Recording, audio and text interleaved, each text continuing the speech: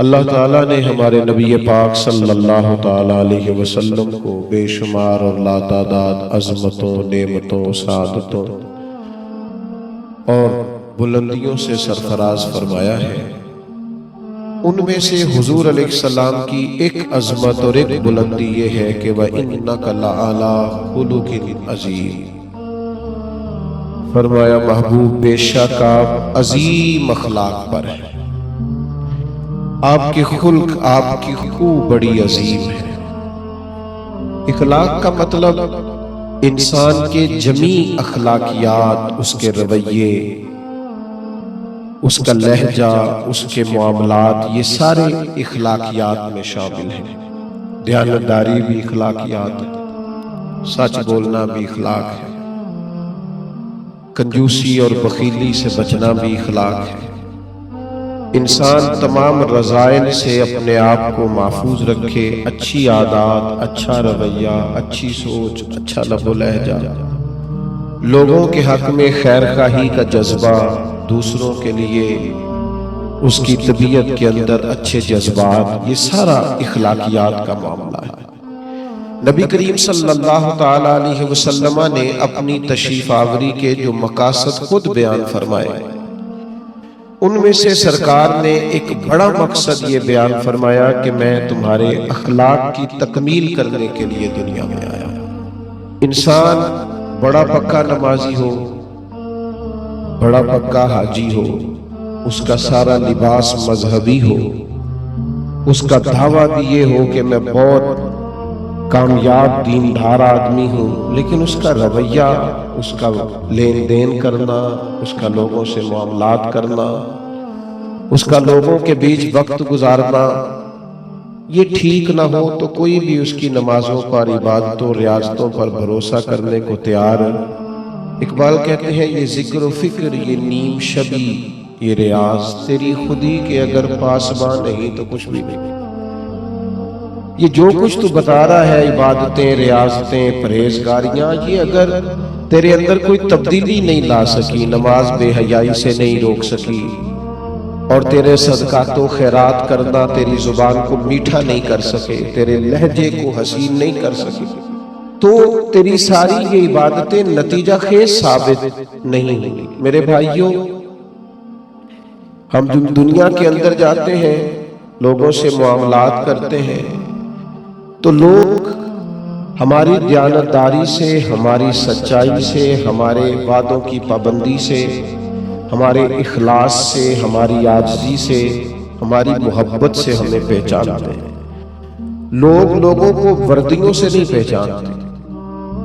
لوگ جب لوگوں کے ساتھ معاملات کرتے ہیں تو پھر انہیں اندازہ ہوتا ہے کہ یہ انسان کس طرح کا ہے۔ نبی پاک صلی اللہ تعالیٰ علیہ وسلم نے ارشاد فرمایا کہ تمہیں پتہ ہے مجھے سب سے زیادہ پیار کس سے ہے، اور قیامت کے دن میرے سب سے زیادہ قریب کون ہوگا؟ امتی کی ساری زندگی یہ دوڑ رہتی ہے کہ میں کسی طریقے سے قرب مصطفیٰ کو پاؤں۔ نبی پاک علیہ السلام کی نگاہ کرم مجھ پہ ہو تاکہ دنیا میں بھی، قبر میں بھی، حشر میں بھی، آخرت میں بھی میرے معاملات سنور جائیں۔ تو یہ بہت بڑی سعادت مندی ہے کسی کے لیے کہ حضور اسے اپنا محبوب کہے، اور قیامت کے دن اسے سب سے زیادہ قریب بٹھائے۔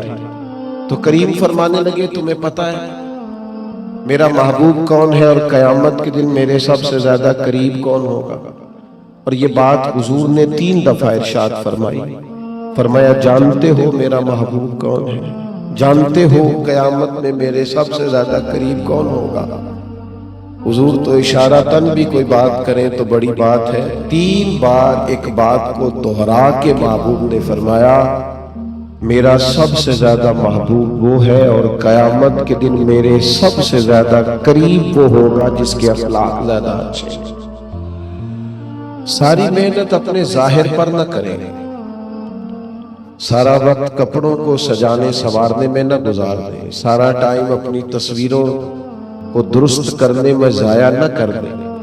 اپنے رویوں کو، اخلاقیات کو، اپنے معاملات کو، اپنے اٹھنے بیٹھنے کو، اپنی روزمرہ کی زندگی کو اچھے طریقے سے آراستہ کریں، مزین کریں۔ اور چند ایک چیزیں تو ایسی ہیں جن پر اور زیادہ توجہ کرنے کی ضرورت ہے۔ ان میں سے ایک اہم چیز جس کی طرف میں آپ کا اشارہ کرنے جا رہا ہوں، وہ اہم چیز یہ ہے کہ سب سے پہلے یہ دیکھیں کہ ہماری طبیعت کے اندر درگزر کتنا زیادہ ہے، معاف کرنے کا مزاج کس حد تک ہے۔ میں اکثر یہ دیکھتا ہوں کہ ہم چاہتے ہیں کہ لوگ صرف میرے معیار کے مطابق چلیں، میری طبیعت کے مطابق ڈھلیں، تو پھر تو میں ان کے ساتھ وقت گزارنے کو تیار ہوں، لیکن اگر ہمیں کبھی سامنے والے کی طرف سے مخالف رائے کا سامنا کرنا پڑتا ہے اور کبھی وہ کچھ اپنی بھی رائے رکھتا ہے اور کچھ اپنی بھی مجبوریوں کا اظہار کرتا ہے، تو ہم درگزر کرنے کو تیار نہیں ہوتے۔ یاد رکھیے گا، اللہ تعالیٰ نے نا انسان کو خوبیوں اور خامیوں کا مجموعہ بنایا۔ انسان کے اندر بحیثیت انسان خامیاں بہرحال باقی رہتی ہیں، تو چونکہ اس میں خامیاں باقی رہتی ہیں تو ہمیں اس کی خامیوں، غلطیوں اور بشری کمزوریوں سمیت اس سے پیار کرنا پڑے گا۔ اگر ہم یہ کہیں کہ وہ کوئی غلطی ہی نہ کرے، اس کے اندر کوئی کمزوری ہی نہ رہے، کوئی اس کے اندر بشری تقاضا باقی نہ رہے، تو پہلی بات یہ ہے کہ ہمارا یہ مطالبہ ہی سرے سے غلط ہے۔ اس لیے کہ اللہ تعالیٰ نے بالکل معصوم تو فرشتوں کو بنایا ہے، فرشتے معصوم ہیں، پر اشرف المخلوقات اللہ نے حضرت انسان کو بنایا۔ اس کے ساتھ اللہ نے یہ آزمائش رکھی ہے، تو انسانوں کے اندر کمزوریاں رہیں گی۔ نبی پاک صلی اللہ تعالیٰ علیہ وسلم نے ارشاد فرمایا، جس آدمی کو غصہ آیا اور وہ اپنا غصہ نکالنے پر قادر بھی تھا، لیکن اس نے اللہ کی رضا کے لیے اپنے غصے کو کنٹرول کر لیا، فرمایا اللہ اس کے دل کو امن سے بھی بھر دے گا اور ایمان سے بھی بھر دے گا۔ غصے کو کنٹرول کرنا ایمان کی مضبوطی کا باعث بنتا ہے۔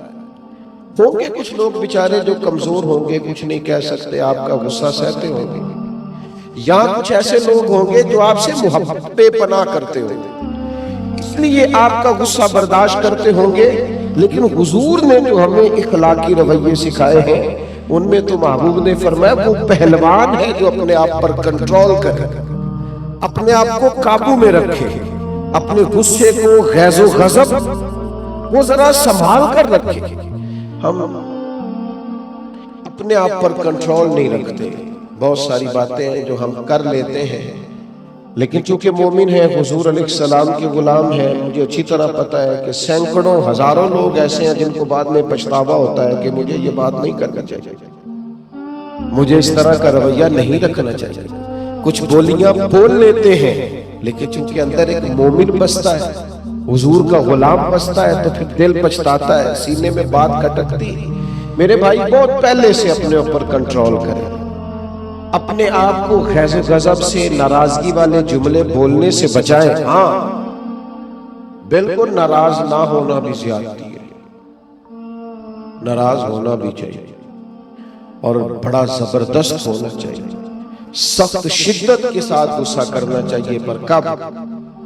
جب اللہ کی حدوں کو توڑا جائے، جب شریعت کی مخالفت کی جائے اور بے جا دین کی باتوں کو چھوڑا جائے، اللہ کی رضا کے لیے ناراض ہو۔ سیدہ طیبہ طاہرہ حضرت عائشہ صدیقہ رضی اللہ تعالیٰ عنہ فرماتی ہیں کبھی اپنی ذات کے لیے حضور ناراض نہیں ہوئے، لیکن اگر اللہ کی حدیں توڑی جاتی تھی تو ناراض ہوتے تھے۔ چاہیے نا والد کو کہ بیٹا جان بوجھ کے نماز چھوڑ دے تو ناراض ہو، بیٹی پردہ نہ کرے تو ناراض ہو۔ چاہیے نا اسے کہ اگر اس کے گھر کے اندر کوئی غیر شرعی کام ہو رہا ہو تو وہ ناراضگی کا اظہار کرے، حکمت کے ساتھ سمجھائے، دانائی کے ساتھ تبدیل کرنے کی پوری کوشش کرے۔ آپ کا دل اس وقت پوری طور پر ناراض ہو جب آپ شریعت کی مخالفت ہوتے ہوئے دیکھیں۔ 10,000 گم ہونے پر تو جس کا دل پریشان ہوتا ہے، لیکن نماز ظہر قضا ہونے پر جسے کوئی اثر نہیں ہوتا، جو چند منٹ، آدھا گھنٹہ، پونا گھنٹہ نوکری سے لیٹ ہو تو احساس پیدا ہوتا ہے، لیکن کئی دن بیت گئے، فجر نہیں پڑی، کتنے دن گزر گئے، سویرے اللہ کی بارگاہ میں نہیں اٹھا، توجہ نہیں ہوتی۔ دو حدیثیں اکٹھی عرض کرنے لگا ہوں، آپ نے ان دونوں روایات پر غور کرنا ہے۔ ایک قاضی اجاز رحمۃ اللہ علیہ نے شفا شریف میں لکھی اور ایک امام احمد بن حنبل نے اپنی مسند میں نقل فرمائی۔ صحابہ فرماتے غزوہ احد کے موقع پر ہم نے نبی پاک علیہ السلام کے رخ زیبا پر خون بہتا ہوا دیکھا۔ کفار نے سنگ باری کی، تکلیف دی حضور، مقدس رخساروں پر خون بہا۔ ہم نے عرض کی یا رسول اللہ دعا کرے نا یہ برباد ہو جائے۔ نبی پاک علیہ السلام نے فرمایا مجھے لعن طعن کرنے والا نہیں بنا کے بھیجا گیا، مجھے رحمت بنا کے بھیجا گیا۔ اور نبی کریم نے دعا فرمائی یا اللہ انہیں ہدایت عطا فرما۔ اس موقع پر جب حضور کو ذاتی طور پر تکلیف دی گئی ہے، مقدس چہرہ نور پر خون بہ رہا ہے اور صحابہ کے کلیجے پھٹے ہیں، اور احد کے میدان میں حضور کا رنگین چہرہ خون سے بھرا ہوا دیکھ کر طبیعتیں مچل گئی کہ عرض کی حضور دعا یہ تباہ ہو جائے۔ فرمایا نہ بھائی، وہ لعن طعن کرنے والا نہیں، مجھے تو رحمت بنا کے بھیجا گیا۔ لیکن میرے عزیزوں، غزوہ خندق کے موقع پر جب دشمنوں سے دفاع کرتے وقت نماز عصر مسلمانوں کی قضا ہوئی تو حضور نے ہاتھ اٹھا کے عرض کیا، کہا اے اللہ ان کے پیٹ آگ سے بھر دے جنہوں نے ہماری نماز عصر لیٹ کی، ہماری نماز لیٹ کر دی، صلاۃ وسطیٰ لیٹ کر دی۔ ہمیں تیرے حضور جھکنا تھا، ہمیں وہ نماز پڑھنی تھی جو بڑی قیمتی ہے، نماز عصر انہوں نے ہماری نماز لیٹ کر دی، ان کے پیٹ سے بھر گئے۔ حضور کا سارا چہرہ لہو سے بھرا ہے، پر ذات کے لیے دعا نہیں کی کہ یہ تباہ ہو جائے، پر ایک نماز لیٹ ہو گئی۔ صحابہ کی عصر قضا ہوئی تو کریم نے ہاتھ اٹھا کے کہا یا اللہ بھار ان کے پیٹ آگ سے۔ او سنگیو، آؤ یارو اپنا اخلاق تو دیکھیں، میری بھی فجر قضا ہے، میرے پتر کی بھی قضا ہے، میری جوان بیٹی بھی جم کے سو رہی، کبھی ماتھے پر شکن تک نہیں آئی، لیکن میری روٹی لیٹ ہو جاتی ہے تو میں سارا گھر سر پہ اٹھا لیتا ہوں، زمین آسمان ایک کر دیتا ہوں۔ میرے بچے، آپ کے بچے ہماری نگاہوں کے سامنے وہ پوری طرح بری سوسائٹی کا شکار ہو جائے اور وہ جانے کس کس گناہ میں لگ جائے، معاذ اللہ شکن تک نہیں آتی، لیکن میرے کپڑے وقت پر استری نہیں ہوئے، مجھے ٹائم پر فلاں چیز نہیں دی گئی، آسمان سر پہ اٹھا لیا جاتا ہے۔ حضور نے تو ہمیں یہ اخلاق سکھایا ہے کہ لہو سے تیرا وجود بھی ذات کے لیے بھر دیا جائے، تو زبان سے لعن طعن نہ کرنا، یہ تیرے نبی کا طریقہ ہے۔ ہاں، اس شخص سے بچنا جو تیری نمازوں کو قضا کرنے کا ذریعہ، ایسے لوگوں کے بارے میں تیرا رویہ سخت ہونا چاہیے جہاں تیری عبادات، تیری اللہ کی بندگی داؤ پہ لگتی تجھے نظر آئے۔ خدا را دین کا مزاج تو سمجھے، ہم کس طرح چلے۔ اور پھر یہاں میں بڑی ذمہ داری سے یہ بات بھی عرض کر دوں، حضور راضی نہیں ہے اس بندے سے جو میلاد کی جھنڈیاں لگائے اور نماز چھوڑ دے، جو جلسہ وقت پہ کرائے، محفل کے لیے صبح شام ایک کر دے اور نماز کے معاملے میں سستی کرے۔ ایسے ہی جان بوجھ کر اگر بلی کو دیکھ کر کبوتر آنکھیں بند کرے گا تو اس کا معنی کیا ہے؟ آپ کے چھپ جانے سے اور ذرا کسی برکت والی چیز کے پیچھے چھپنے سے شریعت کا حکم بدل جائے گا، اصل چیز تبدیل کر دی جائے گی، حقیقتیں حقیقتیں رہ گئی۔ حقیقت چھپ نہیں سکتی بناوٹ کے اصولوں سے، اور خوشبو آ نہیں سکتی کبھی کاغذ کے پھولوں سے۔ شریعت کا حلال حلال رہے گا اور حرام حرام رہے گا۔ تھوڑا سا اپنی ذات کے لیے معافی دے کے تو دیکھیں، غلطی ہو گئی ہے بہو سے، اس کے ابا جی نے پنچایت میں آ کے پگڑی کھول کے تیرے پیروں کے سامنے رکھ تو دی تھی، اس کے بھائی نے ہاتھ بھی باندھے تھے کہ آئندہ نہیں کرے گی، چل کر دے معاف، کوئی بات نہیں، کوئی کفر نہیں ہو گیا، ہو گئی ہے نا غلطی تیرے ملازم سے، بیچارہ غریب ہے، وہ کہیں اور جا کے اس عمر میں بڑھاپے میں کہاں نوکریاں ڈھونڈتا پھرے. چل ہو گئی ہے غلطی، معاف کر دے، درگزر کر دے. چل تیرا پڑوسی غریب آدمی بھول گیا تھا تھوڑا سا، کر دے درگزر. لیکن ہم اس معاشرے اس سوسائٹی میں رہتے ہیں جہاں ہر وقت جج بنے رہنے کا شوق ہے لوگوں کو، فیصلے کرنا اور مطلق العنان بن کے کرنا، اور بس جی بس میں نے کہہ دیا ہے، اب دوبارہ سے میں کسی کی بات نہیں سنتا. آپ مجھ سے ناراض نہ ہو دیں تو یہاں تو مسجد کی کمیٹی کا صدر کسی سے کنٹرول نہیں ہوتا، سارا کچھ بگڑتا ہے تو بگڑ جائے الا ماشاءاللہ. لیکن ہمارا مزاج ہے ماں نے جو کہہ دیا وہ ہو کے رہے. پتھر برسانے والے، تکلیفیں دینے والے، اذیتیں دینے والے حضور کے سامنے گردنیں جھکائے کھڑے تھے. بتاؤ بھائی تمہارے ساتھ کیا سلوک کروں؟ فتح مکہ کے دن اعلان ہو رہا ہے. انہوں نے پتہ کیا کہا؟ انہوں نے میرے محبوب کے عظمتوں والے باپ کا ذکر چھیڑ دیا. کہنے لگے آپ بھی بڑے ہی کریم ہیں، اور آپ کے والد عبداللہ بھی بڑے ہی کریم تھے، بڑے کریم باپ کے بیٹے ہیں آپ، وہ بڑے کریم تھے. نبی پاک علیہ السلام نے فرمایا اگر تم نے یہ کہا ہے تو جاؤ، پھر تم پر کوئی بدلہ نہیں، تمہارے ساتھ وہی سلوک کرنا ہے جو جناب یوسف نے مصر آئے ہوئے بھائیوں کے ساتھ کیا. انہوں نے کنویں میں پھینکا تھا اور جناب یوسف نے سینے سے لگا لیا تھا، لہذا تمہارے ساتھ وہی کچھ کرنا ہے. وہ لوگ حضور نے انہیں معاف کر دیا. میں اگر ایک جملہ کہوں تو شاید آپ کو اچھا لگے اور آپ کہیں کہ یہ جملہ کوئی کسی اچھے ادیب نے اور کسی اچھے دانشور نے بڑی اچھائی سے کہا ہے. حضور نے انہیں معاف کر کے رہا کر دیا، پر وہ قیامت تک کے لیے میرے نبی کی زلف کے قیدی بن گئے. فرمایا جاؤ نا جاؤ، میں نے تمہیں رہا کیا. نبی پاک علیہ السلام نے انہیں رہائی دی اور انہوں نے بلند آواز سے کلمے پڑھنے شروع کر دیے. وہ سارے حضور کی زلف نازنی کے غلام ہو گئے. معاف کر کے کسی کو غلام بنایا جا سکتا ہے، بدلہ لے کر غلامیاں نہیں ہوتی، محبتیں پروان نہیں چڑھا کرتا. لیکن وہ ہماری طبیعت ہے نا، مزاج ہے.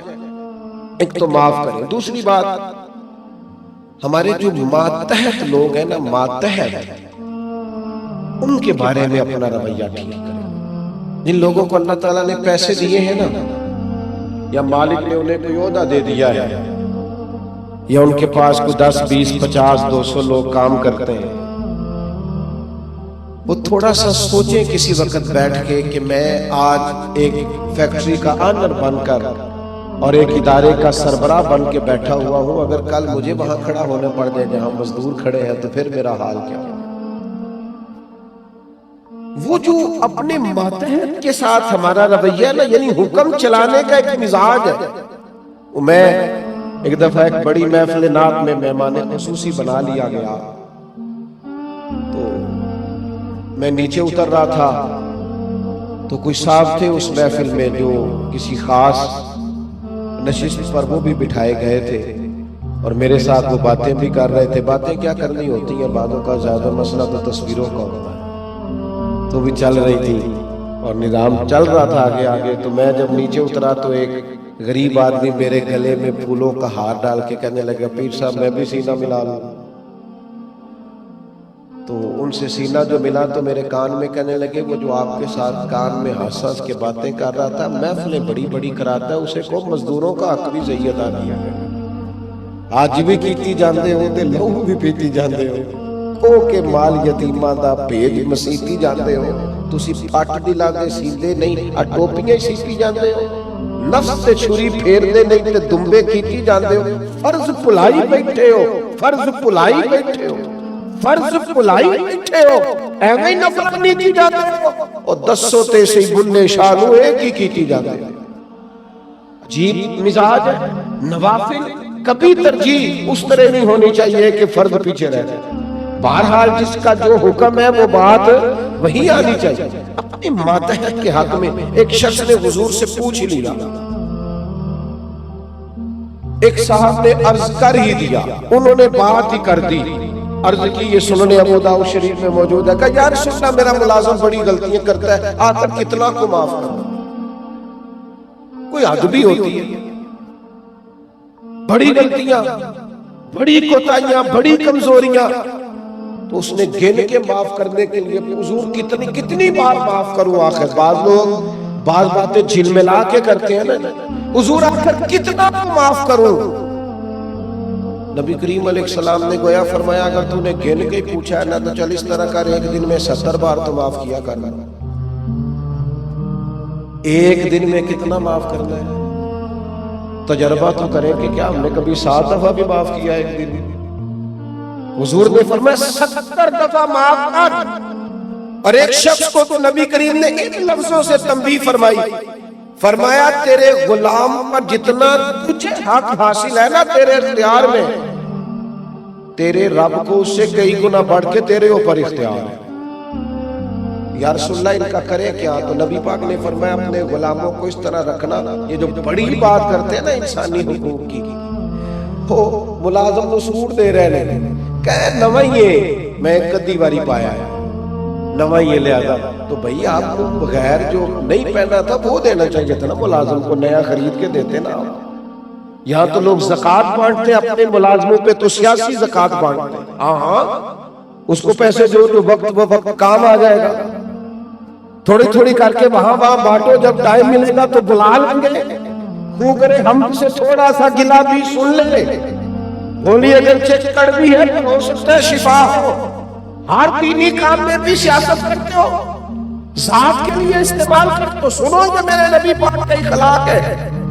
یا رسول اللہ غلاموں سے کس طرح گزارا کرے؟ فرمایا جس طرح کا خود کھانا اسی طرح کا انہیں بھی کھلانا، جس طرح کا خود پہننا اس طرح کا انہیں بھی پہنانا، سیاستہ میں موجود ہے۔ اور فرمایا ان کی طاقت سے بڑھ کر کبھی انہیں کام نہ بتانا۔ اور میرے محبوب کے غلاموں نے تو اس طرح عمل کیا کہ حضرت ابو ذر غفاری جیسے سردار اپنے گھر سے نکلے تو غلام ساتھ تھا، سامنے سے ایک سردار دیکھ کے حیران ہو گیا، کہنے لگا ابو ذر یہ کون ہے؟ فرمایا میرا غلام ہے۔ کہا حد ہو گئی یار، اس کے کپڑے قیمتی ہیں اور تمہارے کمزور ہیں، یہ انقلاب کیسے آیا؟ تو جناب ابو ذر غفاری فرمانے لگے یہ میرا انقلاب نہیں، یہ محمد عربی کا دیا ہوا انقلاب ہے۔ یہ کس نے ذروں کو اٹھایا اور صحرا کر دیا، یہ کس نے قطروں کو ملایا اور دریا۔ غالباً ایک غیر مسلم کے شعر ہیں، کہتا ہے یہ کس نے قطروں کو ملایا اور دریا کر دیا، کس نے ذروں کو اٹھایا اور صحرا کر دیا، یہ کس کی حکمت نے یتیموں کو کیا در یتیم اور غلاموں کو دنیا بھر کا مولا کر دیا۔ جب حضرت بلال کو کعبے کی چھت پر اذان پڑھنے کی باری آئی تو کچھ لوگوں نے مشورہ دیا تھا کہ حضور کافر پہلے مر گئے، تو حضرت بلال کو کعبے کی چھت پہ دیکھیں گے تو اور مر جائیں گے، تو یا رسول اللہ روز بلال نہیں پڑھنی ہے، اگر اجازت ہو تو کوئی اور نہ پڑھ لے؟ تو فرمایا نا بھئی اذان تو بلال ہی پڑھیں گے اور کعبے کی چھت پہ پڑھیں گے، اور حق انہی کا بنتا ہے، کمر اچھا ہے فلک پہ نہ ہلال اچھا ہے، تیری نظر بھی نہ ہو تو دونوں سے بلال اچھا ہے۔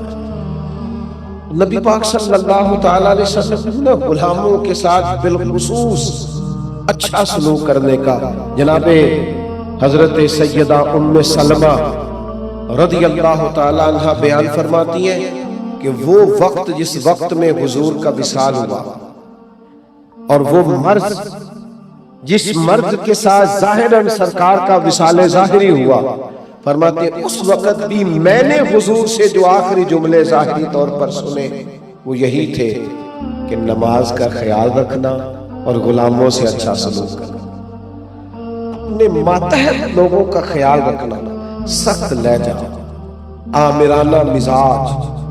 میرا ایک جاننے والا شخص ہے، اس کے ہاں سے نہ کوئی 40-50 لوگ تنخواہ لیتے ہیں، کوئی ادارہ ہے تو وہ اس کا بنایا ہوا تو 40-50 لوگ تنخواہ لیتے ہیں۔ تو ایک دن کسی تنخواہ لینے والے شخص نے اس سے آ کے کہا یار ادارہ تیرا ہے تو ہم تیری قدر بھی کرتے ہیں، تو دل کرتا ہے تنخواہ تو دے۔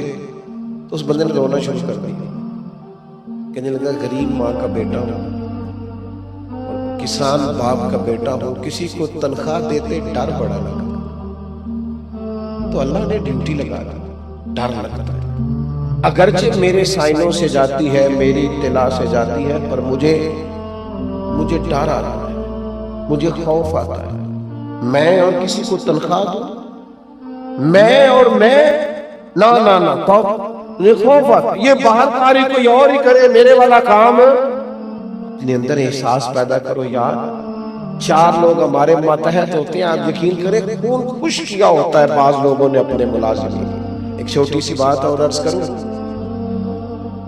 عورت بیچاری کی عقل ناقص ہوتی، عورتوں سے اچھا سلوک، اپنی گھر والی کے بارے میں رویہ نرم، مقابلے کی فضا نہ پیدا کریں اپنے گھر میں۔ نبی پاک علیہ السلام نے ناز برداری فرمائی ہے ازواج مطہرات، حضور کا سلوک کریمانہ رہا ہے، محبوب کی شفقت رہی، سخت ترین لہجہ اور رعونت والا مزاج اپنی گھر والی کے حق میں، یہ بھی انداز نبی پاک علیہ السلام کا دیا ہوا نہیں ہے۔ حضور نے فرمایا تم میں سے سب سے بہتر وہ ہے جو اپنے گھر والوں کے لیے بہتر ہے، اور فرمایا میں تم سب سے بڑھ کر اپنے گھر والوں کے لیے بہتر۔ دوستوں کے ساتھ خوش گپیاں اور دیر تک خوشگوار موڈ، اور گھر جاتے ہی لہجہ ترش، اور جناب آپ بابا میں تھکا ہوا آیا ہوں، میرے پاس ٹائم نہیں ہے زیادہ باتیں سننے کا، یہ حضور کا دیا ہوا اخلاق نہیں ہے، وہ تو لباس ہے مرد عورت کا اور عورت مرد کا۔ ایک تیسری بات اپنے ذہن میں اور ضرور آج ہم نے بٹھا کے جانی ہے، وہ یہ ہے کہ نبی پاک صلی اللہ تعالی علیہ وسلم کا مزاج مروت والا، مدارات والا۔ آج کچھ لوگوں کو شوق ہو گیا ہے، وہ کہتے ہیں جی میں جی بات سچی کرتا ہوں جی، میں بندہ ذرا کھڑا ہوں جی لہذا لوگوں کو پسند نہیں۔ یہ آپ کی ذاتی کی ہوئی تشریح ہے، کھڑا بندہ لوگوں کو بڑا پسند ہوتا ہے، آپ کھڑے ہوں گے پر آپ کا رویہ کرے لوگوں والا۔ کچھ لوگ کہتے ہیں جی میں جی بات سچی کرتا ہوں لہذا کڑوا ہوں۔ او بھائی کائنات میں سب سے زیادہ سچے مدینے والے محبوب ہیں، لیکن حضور کا لہجہ تو شہد سے بھی زیادہ میٹھا ہے۔ یہ کیا بات ہوئی، یہ آپ جھوٹ بول رہے ہیں کہ میں سچا ہوں تو کڑوا ہوں؟ سچائی تو میٹھی ہوتی ہے، سچائی تو حسین ہوتی ہے، آپ کا انداز کڑوا کچھ آ رہا ہے۔ میں جی سچ آپ اصل میں سچ بولتے ہیں دوسروں کے بارے میں، 2-4 سچ اپنے بارے میں بھی بولے اور بول کر کہیں کہ یہ میرے اندر کمیاں ہیں، بولے سچ۔ دوسروں کی غلطیوں کا تو شک ہوتا ہے نا، اپنا تو بندے کو پاک ہوتا ہے نا، یہ میرے اندر ہے، اپنی چھپائے پھرتے ہو، اپنیوں میں پردے ڈالے ہوئے، اپنے اوپر ملمر میک اپ کیے ہوئے، 2 سچ اپنے بارے میں بولو نہ پتہ چلے تم نے سچ بولا دوسرے کے بارے میں بولا۔ تو یہ محبت مہارات نبی پاک کے غلام پیدام تھے صحابہ۔ حضور کبھی کسی کا نام لے لیتے تو وہ سمجھتے کہ ہماری تو معراج ہو گئی ہے، اور حضور کسی کو نام لے کے بھی ڈانٹ دیتے تو وہ سعادت سمجھتے، قربان ہوتے۔ لیکن یہ میرے نبی پاک کی مروت کا انداز ہے، یہ حضور کی مدارات۔ کچھ لوگ کہتے ہیں جناب وہ آپ کے ڈھیلے ڈھالے ہونے سے حالات خراب ہوئے ہیں۔ او بھائی کیا کرے، لہجہ مروت والا، کیا کرے انداز پیار والا، کیا کرے کوشش کرتے ہیں، ہمت پکڑتے ہیں، دل کرتے ہیں کئی دفعہ 4 سختیاں میں نے بھی کرنی ہے، پر وہ کیا کرے، کسی فقیر کے ہاں بیٹھنے والے ہیں، انہوں نے اندر سے وہ سارا انداز ہی سارا نکال دیا ہے۔ نبی کریم صلی اللہ تعالی علیہ وسلم کسی صحابی کا نام لے کر بھی اگر کبھی اس کو سمجھا دیتے تو وہ اپنی سعادت سمجھتا، لیکن حضور کی بارگاہ میں اگر کسی کی شکایت آتی تھی نا تو نبی پاک کبھی بھی اس کا نام لے کر بات نہیں کرتے تھے، مجموعی بات کر دیتے، فرماتے لوگوں کو کیا ہو گیا ہے۔ اب انہوں نے اس طرح کرنا شروع کر دیا، وہ مجموعی بات ہوتی تھی تو جس کی ہوتی تھی وہ خود بخود سمجھ آتا تھا۔ حضور نے ایک مقام پہ فرمایا کمزور خیالات والے نہ بن جانا، کہنا کہ لوگ اگر میرے ساتھ اچھا کریں گے تو میں بھی اچھا کروں گا، اگر لوگ برا کریں گے تو میں بھی برا کروں گا، اس طرح کا رویہ نہ کرنا، بلکہ اعلیٰ اخلاق، آپ کی طبیعت میں محبت ہو۔ ایک صحابی حاضر ہوئے اور انہوں نے بڑی انوکھی بات کی، اور یہ جو بات انہوں نے کی نا، یہ میرا اور آپ کا بہت سارے لوگوں کا مسئلہ ہے۔ اس طرح کی باتیں ڈھیر سارے لوگ آ کے کرتے ہیں۔ انہوں نے آگے عرض کی، یا رسول اللہ صلی اللہ تعالی علیہ وسلم، میرے چچا زاد بھائی ہیں، میں ہمیشہ ان کے ساتھ حسن سلوک کرتا ہوں، انہوں نے کبھی بھی میرے ساتھ نہیں کیا۔ مجھے جب بھی ان کی ضرورت پڑی ہے انہوں نے انکار کیا ہے، اور انہیں جب بھی ضرورت پڑی ہے میں حاضر ہوا ہوں۔ یا رسول اللہ، اب تو میں اتنا پریشان ہوا ہوں کہ میں نے قسم اٹھا لیا کہ اب میں بھی ان کے کسی کام نہیں آؤں، طے کر لیا۔ تو حضور حکم کیا ہے؟ میں قسم اٹھا آیا ہوں کہ بس ختم۔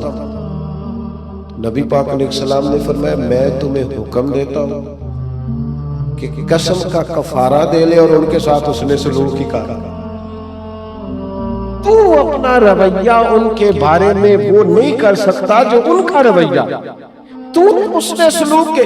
اور یار یہ کوئی کمال ہے کہ اچھے کے ساتھ اچھا ہوں اور برے کے ساتھ برا ہوں؟ اچھا ایک اور بات آج کل نوجوان بڑی وہ جی مجھ سے غلط بات برداشت نہیں ہوتی، صحیح بات کو بھی برداشت کرنا پڑتا ہے۔ برداشت ہی غلط بات کرنی ہوتی ہے، غلط رویہ ہی تو برداشت کرنا ہوتا ہے، صحیح کو تو برداشت کرنا ہی نہیں پڑتا۔ اگر آپ سے غلط لہجے برداشت نہیں ہوتے، بے مربت لوگ برداشت نہیں ہوتے، تو آپ سے برداشت کیا ہوتا ہے؟ نبی کریم علیہ السلام کے صحابی نے ہم سب کا اتنا بڑا مسئلہ حل کیا، یا رسول اللہ سب اٹھا لیا، اب میں بھی وہی کروں گا جو وہ کرتے ہیں۔ تو حضور نے گویا سبق دیا، میرے غلاموں کی یہ شان نہیں۔ حضور علیہ السلام ارشاد فرمانے لگے، سن بھائی، تو قسم کا کفارہ دے، لیکن تو نے حسن سلوک ہی کرنا، تو نے اپنا رویہ ان کے ساتھ کبھی بھی غلط نہیں کرنا، تو نے اپنا رویہ ہمیشہ ان کے ساتھ۔ ایک اور بندے نے آ کے عرض کی تھی، یا رسول اللہ صلی اللہ علیہ وسلم، میرے رشتہ داروں کا سلوک میرے ساتھ بڑا جاہلانہ ہے، میرا رویہ ان کے ساتھ اچھا ہے۔ ویسے میں اور آپ تھوڑا تجربہ کر لیں، وہ صحابی تو سچ بول رہے تھے بالکل۔ ہمارے ہاں ڈھیر سارے لوگ اس معاملے میں سچے بھی نہیں ہوتے، وہ کہہ رہے ہوتے ہیں میں رشتہ داروں سے بڑا اچھا ہوں، پر یہ تو دوسرے سے پوچھیں گے تو پتہ چلے گا، یہ تو سامنے والا اپنا رویہ بتائے گا تو پھر سمجھ آئے گی، ورنہ تو پنچایت میں ہر بندہ یہی کہہ رہا ہوتا ہے کہ سب سے زیادہ نیک میں ہی ہوں۔ آپ جس کی بات سنے وہ فل سچا ہوتا ہے، یہ تو دوسرا بھی اپنی بولی بولے گا تو پھر بات سمجھ میں آئے۔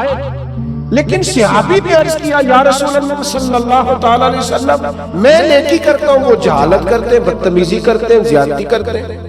یا رسول اللہ، میں پیار کرتا ہوں، ان کی طرف سے ہمیشہ جفا ہوتی ہے۔ تو یہ محبت سکھائی ہے حضور کے اخلاق نے۔ میرے کریم محبوب فرمانے لگے، اگر واقعہ ہی ایسا ہے جیسا تو کہہ رہا ہے کہ وہ زیادتی کرتے ہیں تو نیکی کرتا ہے، تو کریم فرمانے لگے پھر تو انہیں راکھ چٹا رہا ہے۔ اور حضور فرمانے لگے، جب تک تو ایسا کرتا رہے گا رب تیری مدد فرماتا رہے گا، اللہ تیرے لیے مددگار پیدا کرے گا۔ اپنی مربت کو کبھی نہ کچلے، سامنے والا کرے گا رویہ جس طرح کا بھی اس نے کرنا ہے، جو بھی اس کی طبیعت ہے وہ کرے گا، اور کرتے رہتے ہیں لوگ، لوگوں کی طبیعت ہوتی ہے وہ اپنے حساب سے چلتے ہیں، لیکن ہمیں اپنے رویوں کو کبھی بھی کمزور نہیں کرنا، کسی مقام پر بھی کوئی ایسا کام نہیں کرنا جس سے چھلکے کہ ہم نے مربت چھوڑ دی ہے۔ اور چوتھی اور آخری بات، اس کے بعد ہم نے اختتام کی طرف بڑھنا ہے، وہ یہ ہے کہ نبی پاک علیہ السلام نے ہمیں ایک بہت بڑا اخلاق یہ سکھایا ہے کہ نیکی ہمیشہ یک طرفہ کرنی، نیکیوں کو تجارت نہیں بنانا، دوسرا بھی کرے گا تو پھر میں بھی کروں گا۔ یہ ہمارے ہاں نا ایک رواج ہے کہ وہ میری طرف آیا تحفے بڑھا کے تو پھر میں بھی اس کی طرف تحفے بڑھا کے جاؤں۔ نیکی ہمیشہ یک طرفہ ہوتی ہے، اس لیے کہ اجر اللہ سے لینا ہے، بندوں سے نہیں لینا۔ نبی پاک علیہ السلام کا اخلاق یہ ہے کہ محبوب ہمیشہ یک طرفہ خیر خواہی کرتے ہیں، کبھی مطالبہ نہیں کرتے تھے سامنے والے سے کہ وہ بھی خیر خواہی ہی کرے۔ آپ دیکھیے طائف والوں نے کیا کیا، مکے والوں نے کیا کیا، دیگر بہت سارے قبائل تھے، ان کا رویہ حضور کے بارے میں کیا تھا، لیکن نبی پاک کا رویہ ان کے بارے میں یہ تھا کہ اگر مکے میں قحط پڑ گیا تو حضور نے غلہ بھجوایا، اگر وہاں حالات خراب ہوئے تو نبی پاک نے ان کے لیے دعائیں فرمائی کہ یا اللہ بھرانے رحمت فرما۔ وہ لوگ بدر کے اندر تلواریں لے کر لڑنے کے لیے آئے، لیکن حضور کا عالم یہ ہے کہ محبوب فرماتے ہیں ان کی رسیاں ڈھیلی کر دو، اگرچہ یہ لڑنے آئے تھے اور ہمارے قیدی بنے ہیں، اگرچہ ان لوگوں نے بڑا ستایا تھا، پر حضور فرمانے لگے یہ ہائے ہائے کرتے ہیں تو مجھے نیند نہیں آتی۔ نیکی یک طرفہ ہوگی، آپ یہ اس چکر سے اگر تو اخلاق والا بننا ہے تو پھر اس چکر سے نکل آئے کہ میں نیکی کروں گا اور جواب میں دوسرا بھی نیکی سینکڑوں لوگوں سے، اور اگر میں یہ دعویٰ کر دوں تو شاید سچا ہوگا کہ میں نے زندگی میں ہزاروں لوگوں سے بیٹھ کر گفتگو کی، لیکن ہمارا طریقہ کار وہ نہیں جو اعلیٰ اخلاق نبی کریم نے ہمیں سکھائے۔ ہم صرف اپنے دوستوں کی اور اپنے گروپ کی تعریف کرنے کے قائل، حق پرست نہیں رہے، ہم گروہ پرست۔ ہمیں اپنے گروپ، اپنے گروہ، اپنے لوگوں، اپنے حلقہ احباب مجھے کیا لینے دو، وہ صرف ایک ہی آستانے کے مرید اگر سارے ہو جائیں تو پھر ہی وہ ٹھیک ہو سکتے ہیں۔ اہل حق کا صحیح عقیدے کا بھی دوسرا بندہ ہو تو ٹھیک نہیں ہوتا۔ اس قدر زیادہ چھوٹی اور محدود سوچے اور بس ایک مخصوص سے دائرے میں بند ہو کر زندگی گزارنے والے مسلمان کا تصور کہاں گیا، کرسی تو کی بات کہاں گئی؟ اس طرح کے کچے اور کمزور نظریات اور اس طرح کی پل باتیں، میرے ایک دوست نے مجھے ایک دفعہ کہا، پیر بھائی نے کہنے لگے ہم کسی اور جگہ پہ جا سکتے ہیں، میں کہا پتر ایک نہیں تو 100 جگہ پہ جاؤ۔ خیر مومن کی گمشدہ میراث ہے، جہاں سے ملے وہاں سے لے لو۔ ہاں ایک بات ضرور ہے، اس کو ضرور آپ ذہن کے اندر رکھیں کہ کسی مقابلے پہ نہ اتریں، کسی ایسے چکر میں نہ پڑے۔ وہ کسی بزرگ نے کسی سے کہا تھا پیر 2 بھی ہو سکتے ہیں، اس نے کہا نہیں اس طرح کار یہ رویہ بنا لے کہ والد 1 ہوتا ہے، چچا 15 بھی ہو سکتے ہیں، 20 بھی ہو سکتے ہیں، چلے اس طرح کا مزاج بنا لے۔ لیکن ہماری طبیعت اور مزاجوں کے اندر جو گھٹن آئی ہے وہ خوفناک ہے۔ یک طرفہ نیکی کا مزاج بنائے۔ تو ایک تو آپ کی خدمت میں آج یہ بات عرض کی ہے کہ کوشش کریں درگزر اور معافی کا مزاج پیدا ہو، اور دوسرا خاص کر اپنے ماتحتوں کے بارے میں اپنا رویہ ٹھیک، اور تیسرا تھوڑا مروت والا مزاج بنائیں۔ ہاں جہاں حق بات کہنی ہو ضرور کہیں، لیکن کچھ مروت ہو، ہر وقت تلخ رہنا اور بے باک رہنا اور جو منہ میں آنا کہہ دینا۔ قاتل کو کوئی قتل کے آداب بتائے، دستار کے ہوتے ہوئے سر کاٹ رہا ہے۔ اور کسی نے کہا تھا کہ تعلق توڑ دینے کے بھی کچھ آداب ہوتے ہیں اور کسی کو چھوڑ دینے کے بھی کچھ آداب ہوتے ہیں۔ کوئی تو مروت آپ کے مزاج میں ہو، ہر وقت کی تلخی، ہر وقت کی ناراضگی، کسی کے بارے میں آپ کے یہاں خیر کے جذبات نہیں، یہ کبھی ایسا رویہ نہ اختیار کرے۔ اور چوتھی اور آخری بات یہ، نیکی کو یک طرفہ بنائے، نیکیوں کو تجارت نہ بنائے کہ سامنے والا کرے گا تو پھر میں کروں گا۔ اللہ تعالی ہماری حاضری قبول فرمائے۔